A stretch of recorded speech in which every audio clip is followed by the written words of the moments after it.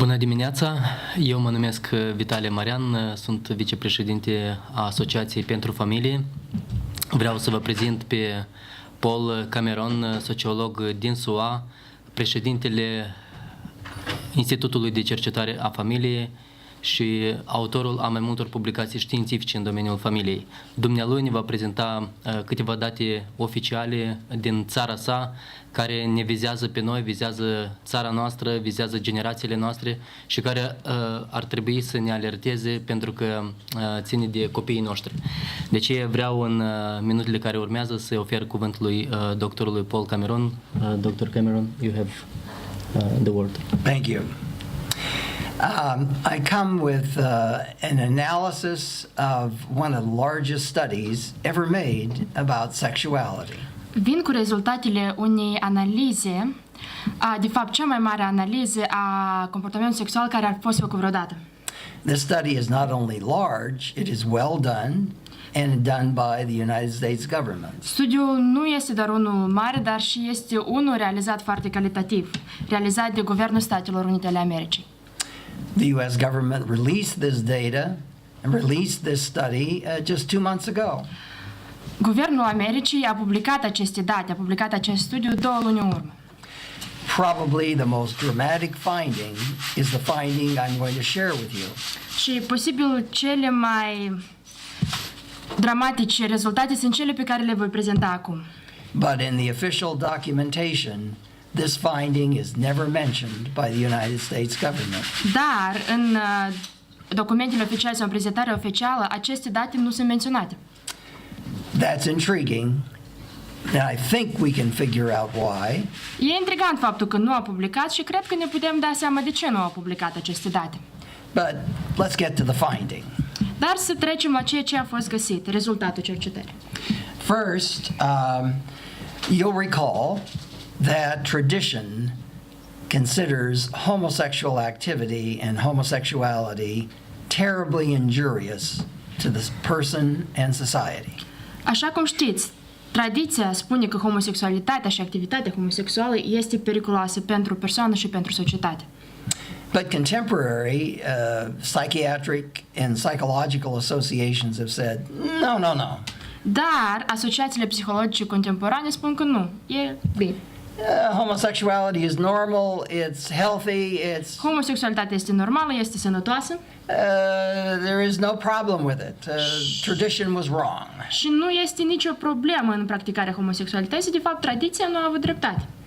And you might recall that in 1978 I argued that în 1978 am adus argumente că if children were given an even chance at homosexuality or heterosexuality, că dacă copilul li se lasă alegerea liberă între heterosexualitate și homosexualitate, that the kind of sex that homosexuality can deliver tilts or pushes the children toward homosexuality. Atunci posibilitățile oferite de relațiile homosexuale îi împinge pe copii spre homosexualitate. We now have a study that actually examines whether or not tradition or modern psychiatric psychological theory is true. Acum avem un studiu care este în stare să ne arate dacă tradiția a avut dreptate cu privire la homosexualitate sau asociațiile psihologice contemporane au dreptate cu privire la homosexualitate. The U.S. government has been running this study for 25 years. It started in 1991. Acest studiu a început, guvernul american l-a început în 1991 și durează deja 25 de ani. And the latest iteration of it was just this past year, published in 2015. Și ultimele date au fost publicate în 2015. These are very large numbers. Notice. Și s-a lucrat cu un număr foarte mare. Dacă observați, about 13,000 from a random sample of teenagers. 13.000 de adolescenți dintr-un eșantion aleatoriu. 137,000 from 23 different U.S. states. 137.000 de adolescenți din 23 de state din Statele Unite ale Americii. and 44,000 from 19 major metropolitan areas in the United States. Și 44.000 de adolescenți din 19 orașe din Statele Unite ale Americii. These are all independent samples. So in a way, it's three independent tests Deci s-au of the făcut same question. 3 teste independente privind aceleași întrebări. Let's go back here, sorry. First, one of the major findings, and one that the U.S. government was very ambitious to advertise, Unul din rezultatele pe care guvernul a ținut cel mai mult să-l publice, să-l promoveze, that virginity among U.S. teens, even though we are in a wash of all kinds of explicit sexuality, rezultatul pe care a vrut să-l promoveze cel mai mult a fost că în America numărul de virgini, măcar că sunt expuși la foarte mult material sexual, notice that in the national sample, the random sample, we have here, here, 12, almost a 13% increase in virginity. deci este o creștere de 13% în numărul celor care preferă să rămâie virgini.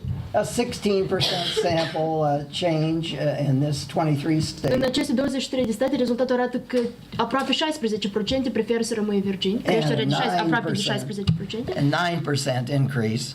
și de 9% Now, în 19 orașe. it's impossible to say which of these is true. They're all samples. Deci They all could este un be wrong. eșantion aleatoriu, nu știm cât de precise sunt rezultatele, ar putea fi greșite, But based on what students tell us, that is teenagers in grades 9 to 12, dar ceea ce spun elevii, adolescenții din clasele a 9-12, este că more kids are not having sexual intercourse. mai mulți copii refuză să aibă relații sexuale. And that, the government says, is a success. Și guvernul spune că acest fapt este un succes. Now, something else has happened. Dar altceva s-a întâmplat. Those who say that they are heterosexual, you'll notice in 2001 to 2009, Cei care spun că sunt heterosexuali în perioada 2001-2009, here are it was 93%.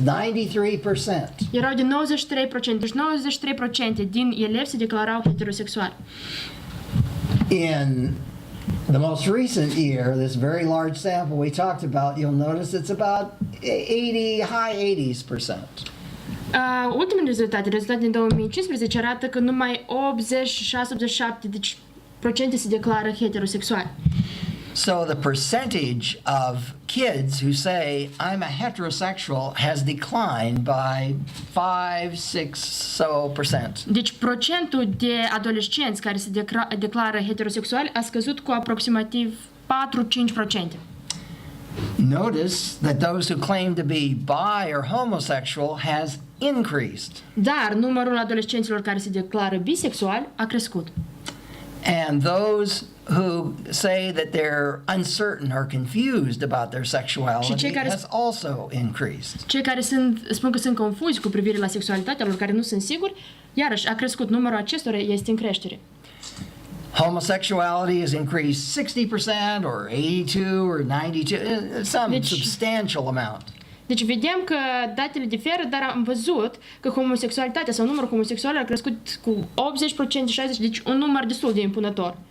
Those that are uncertain or confused have increased almost as much. Și cei care sunt confuzi cu privire la sexualitatea lor, iarăși numărul acestora este în creștere. Vedem clar că este în creștere. So the first thing that we notice is if we look at this on a typical plot graph, deci, dacă urmărim această statistică într-un tabel grafic, ceea ce vedem clar este, you see the green, the heterosexuality has declined a bit. vedeți ceea ce este marcat cu verde, heterosexualitate, vedem că este în descreștere. The homosexuality has increased substantially. Homosexualitatea a crescut în mod substanțial, deci and likewise for the not sure or confused. Și același lucru îl vedem cu privire la cei care sunt confuși și nesiguri cu privire la sexualitatea lor. Now, the exact parameters, I don't know. Each sample is a little bit different, but the pattern is the same. Măcar că s-au făcut 3 teste diferite și rezultatele puțin difere, totuși putem urmări același fenomen în toate 3 rezultate. This was a very well done sample, study. Studiul a fost realizat foarte bine. So it was also asked, don't tell us what you say you are, tell us with whom you had sex. Cel mai făcut ei în acest studiu, întrebarea nu era ce orientare sexuală ai, dar întrebarea era cu cine ai întreținut relații sexuale. Again, comparing what happened in 2001 to 2009 Iarăși vom compara ce s-a întâmplat în perioada 2001-2009 with what was reported happening in 2015. și cu ceea ce a fost reportat în 2015. There is a substantial decline in the amount of heterosexual sexual intercourse. Este o descreștere importantă sau impunătoare în numărul celor care au relații cu cei de sex opus. Likewise, there is a substantial increase in the amount of homosexual activity reported. Și în același timp se urmărește o creștere impunătoare în numărul celor care au relații cu cei de același sex, relații homosexuale. Now, if you plot it, it looks this way, the same kind of a pattern. Deci dacă prezinți această informație grafică, atunci ajungi la același rezultat pe care l-am văzut mai devreme. And so we have, let's see, I can't read this. What's this? Trauma, accidents. Oh, yes. Okay. Let me go back. Now, the beginning, the 1991 study started trying to find out what kinds of things happened to homosexuals. Studiul început în 1991, de fapt, dorea să urmărească ce se întâmplă sau felul, comportamentul celor care preferă homosexualitatea. Young homosexuals, aged 13, 12, 15, 16, so forth. Anume, tineri care practică mod de viață homosexual, deci viața 13, 14, 16 ani. Every year, it was found that those who engaged in homosexuality or who said they were homosexual În fiecare an, cei care se declarau homosexuali sau întrețineau relații homosexuale were more apt to say that they used illegal drugs, erau cei care spuneau că folosesc sau mult mai predispuși spre consumul de droguri ilegale, smoked, got drunk, fumat, beții. Likewise, more frequently said that they contemplated suicide and attempted suicide. Cei care cel mai des se gândeau la sinucidere și aveau tentative de suicid. Got into fights at school and took weapons to school. Ei erau cei care erau cei mai predispuși să poarte arme la școală și să provoace sau să fie în diferite conflicte. The government right now has worked up to 181 bad things that these kids more frequently do. Și guvernul a ajuns cu o listă foarte lungă de lucruri rele pe care le fac acești tineri mai des decât ceilalți.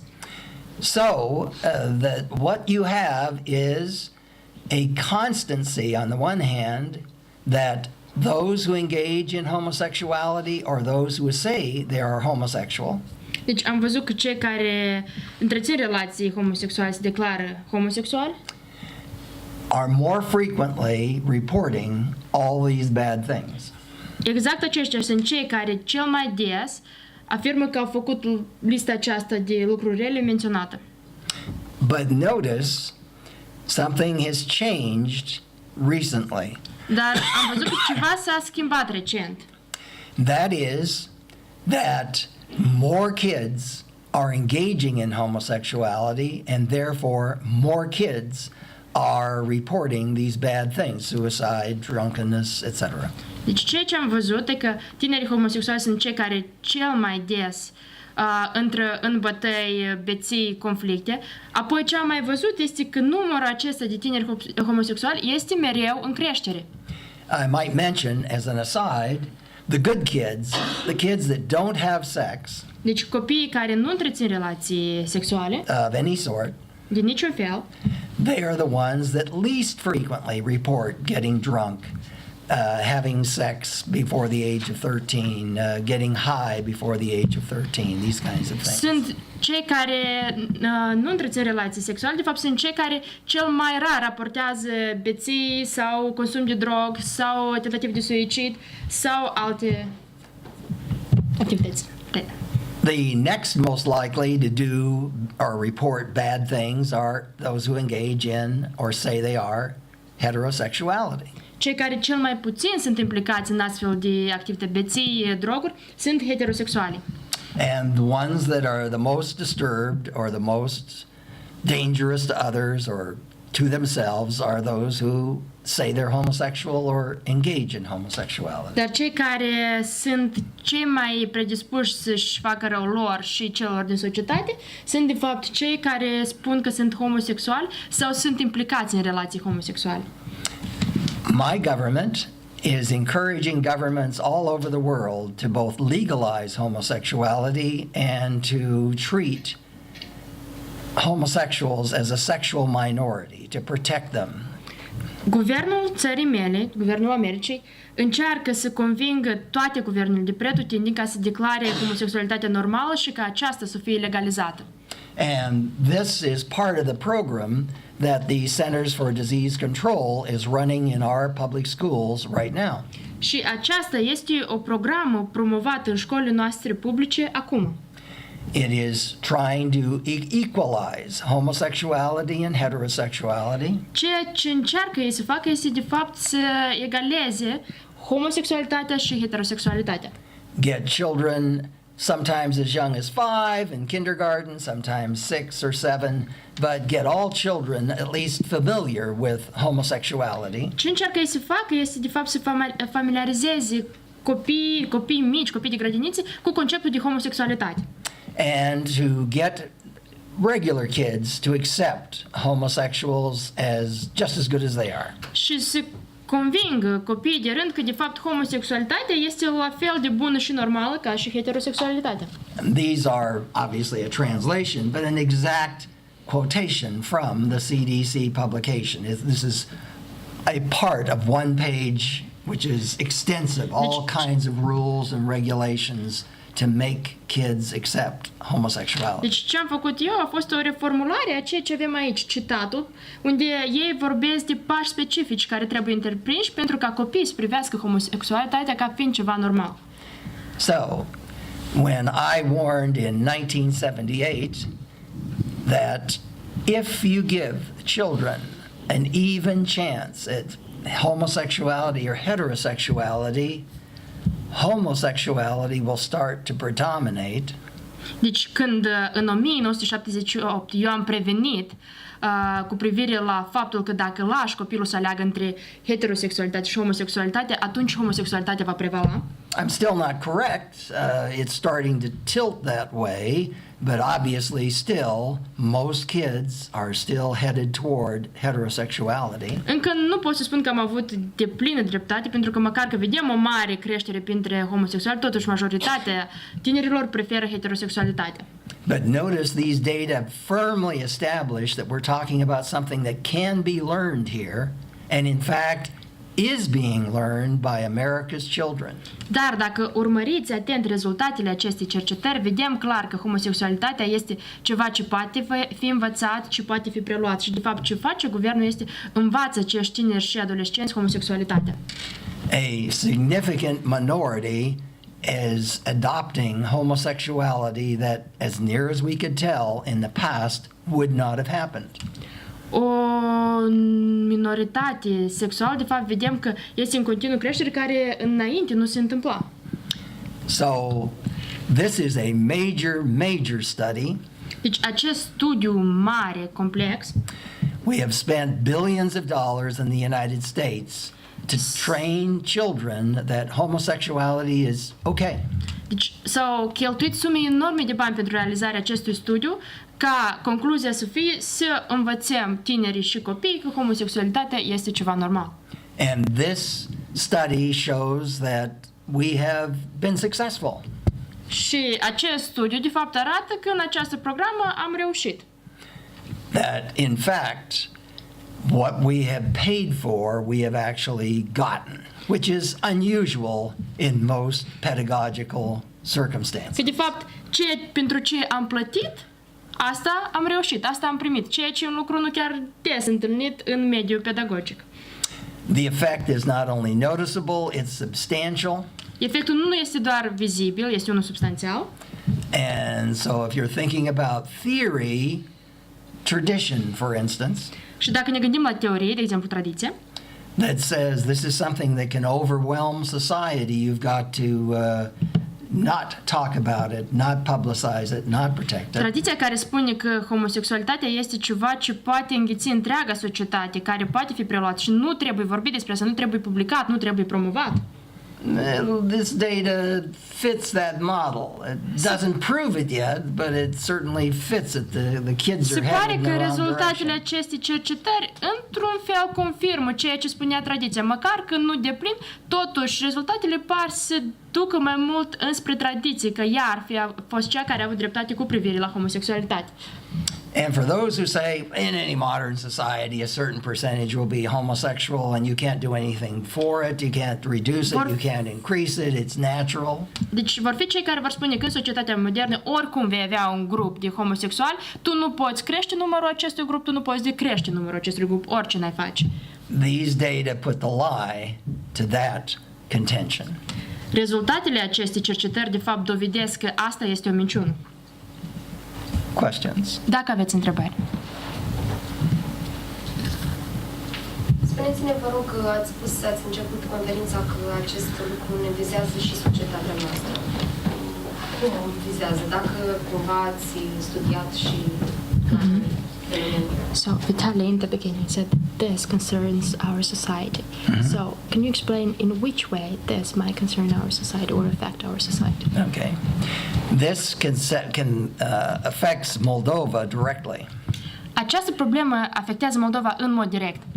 As you know, my government, the U.S. government, Așa cum știți, guvernul țării mele, Guvernul Statelor Unite ale Americii the United Nations, și Națiunile Unite and most of the Scandinavian countries, as și well as the majoritatea UK, țărilor scandinave și o parte din Marea Britanie are lobbying to change all laws to have children taught that homosexuality is okay. fac tot posibilul ca să promoveze legi prin care copiii sunt convinși că homosexualitatea este ceva normal. Even a couple of years ago, when I was at the United Nations, Chiar this câțiva ani list of în things was urme, being când distributed. a fost la...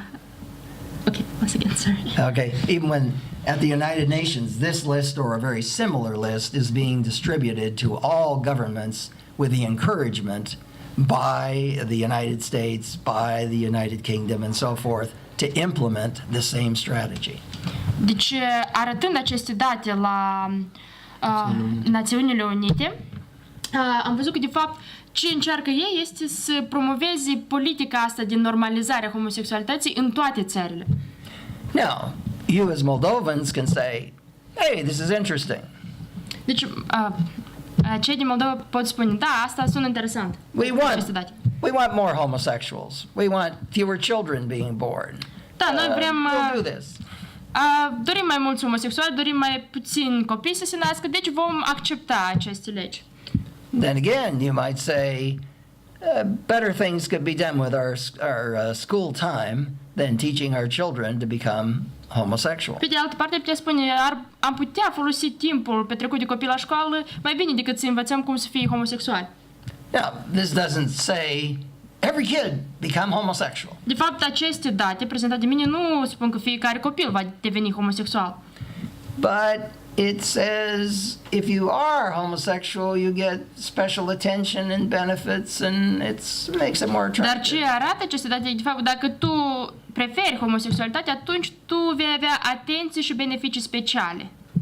So this is really quite practical, especially given your political climate. And at least one candidate is talking about not adopting this kind of sex education program. Și în climatul politic din Moldova, acesta este un subiect foarte actual, pentru că știu că din candidați numai un candidat declară deschis că n-ar vrea să promoveze această politică în Moldova.